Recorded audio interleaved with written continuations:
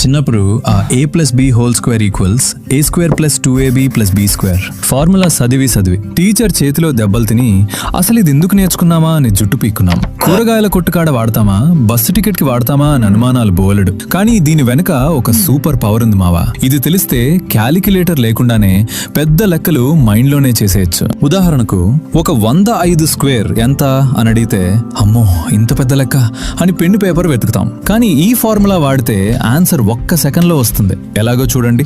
ముందు ఆ 105ని 100 మరియు 5గా విడగొట్టండి. ఇక్కడ 100 మీద 5 ఎక్స్ట్రా ఉంది, అదే మన తోక.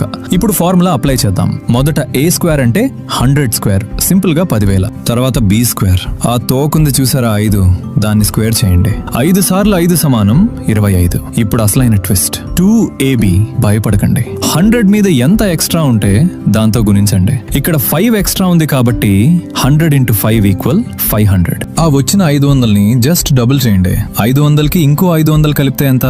1000. ఇప్పుడు ఆన్సర్ చెప్పడానికి అచ్చం మనం జేబులో డబ్బులు లెక్క పెట్టినట్లు లెక్కేయండి. మీ దగ్గర ఒక 10,000 కట్టు ఉంది, దానికి 1000 రూపాయలు కట్ట కలపండి. లాస్ట్ లో ఆ చిల్లర 25 కలపండి. 10,000 + 1000 + 25. ఆన్సర్ 11,025. చూసారా, ఒక్క సెకండ్ లో ఆన్సర్ వచ్చేసింది. ఈ ట్రిక్ తెలియకే మనం ఇన్నాళ్ళు మ్యాథ్స్ అంటే భయపడ్డాం మావో.